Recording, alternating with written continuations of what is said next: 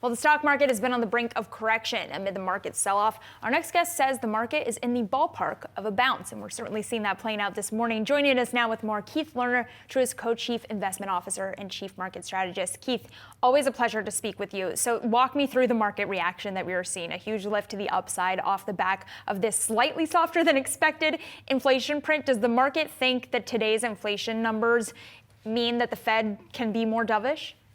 Yeah. Well, Madison, Brad, always great to be with you all. Maybe if I zoom out for a second before I go directly to your question, we downgraded stocks in late February, closer to all-time highs, because we thought the risk-reward was changing.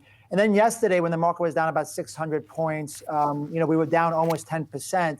And we put out a note yesterday that the market was getting stretched to the downside, at least on a short-term basis. So I really think what happened this morning is this market on a short-term basis has moved down a lot, and you were vulnerable to good news, and you got that in the CPI side. I don't know that this changes the intermediate equation. I mean, the Fed is still likely not to cut rates till May or June, and part of why they need to cut rates is because we're seeing some softening in the economy. So I just think you're oversold. The CPI report came in a little bit softer. It gives a little bit of a reprieve, and I think this reprieve likely has further to go. I just think in the broader scheme that you're going to be more in a choppier market. And as you get back, if you get back anywhere closer to, say, 5,800 to 6,000 on the S&P, I think there's a decent amount of selling pressure that you'll see. And so with that in mind, how does that kind of influence what we have discussed and heard from some portfolio managers and investment strategists out there that have really looked at this as the great rotation, and that rotation pushing people back into some of these safe havens in the market?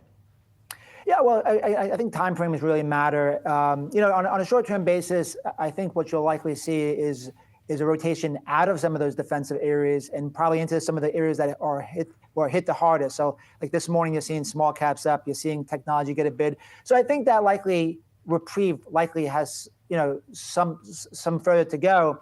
But again, from our perspective, the way we're thinking about it is the risk reward from a more of an intermediate standpoint is still more mixed. We were very bullish over the last year that we changed our tune in February. So I would just say the way I think about this is if you're in some of these more speculative areas and we get a bounce over the next week or few weeks, if you're over your skis on risk relative to where your long-term targets on, we would use that as an opportunity to lighten up somewhat, as opposed to saying, hey, we're going back to new highs. We don't think that's most likely in the cards right now.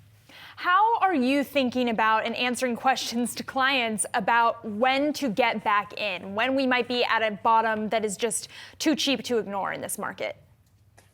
Yeah, well, one thing I was to say, we don't really look at it as, green light, red light. For us, I mean, we are anchored to long-term portfolios, and a lot of your viewers, they have goals beyond the next month or two for their money. So, I mean, when we make changes, it's basically relative to these long-term targets. So we think, especially if even though we've kind of dialed down risk, we still think, an allocation towards equities makes sense. I think the question is maybe more, when would we go back and say, hey, we downgraded equities more towards benchmark ratings? When does it make sense to say, hey, it's more risk on, and we think this is a good opportunity?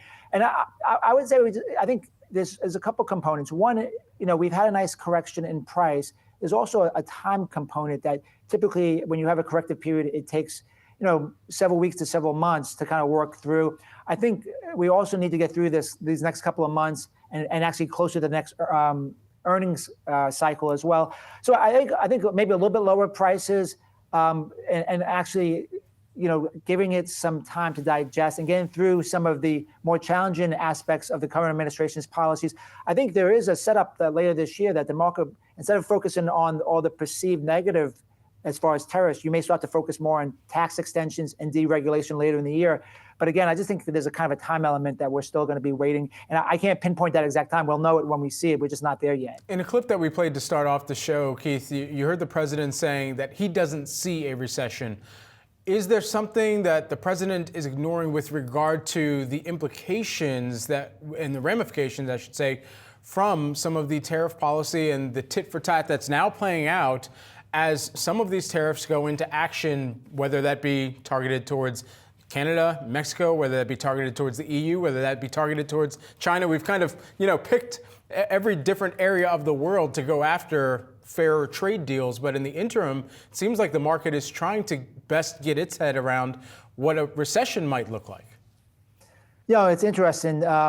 So I would just say upfront, our base case is not a recession, but there is some softening in the data. I think one of the challenges that the market has had this year is that after a lot of economists have been focused on recession so much the prior 2 years, you came into 2023, 2024 with very low expectations for the economy. The economy easily surpassed. This year, the bar was raised at a time of growing uncertainty now. So you're basically seeing economic surprises to the downside relative to elevated expectations. I do think there is some risk with the tariffs. You're seeing that in some of the recent earnings. You're seeing that in the economic surprise index as well. So, but I think in general, that's part of the reason why we're seeing a bit of this soft patch. Again, at this point, I think it's premature to say that it's recessionary. We also have to remember that our companies have been battle tested through pandemic, inflation, fast rate hikes.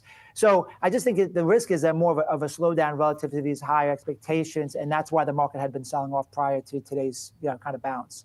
And your latest note sort of purports this idea of using any bounce back to dial back risk. Where can investors find that safe edge in this market? Where are the areas that they can kind of hide out while this policy uncertainty unfolds over the next first half of this year or potentially longer?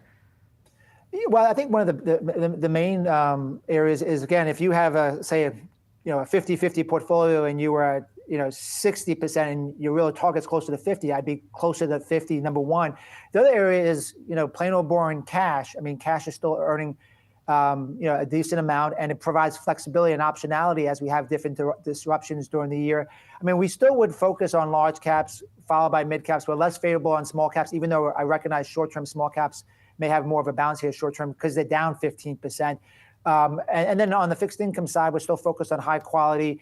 We've been bulls on gold over the last year, again, moderate positions as well. So my message isn't one of like, hey, the end of the world is happening, that you should just totally change your portfolios. It's just on the margin, dialing down and having some flexibility with a little bit of cash as we have, potential some disruptions along the way to take advantage of opportunities that will likely present themselves during this year. Keith, thanks so much for taking the time here with us this morning. Really appreciate it. Yeah, great to be with you.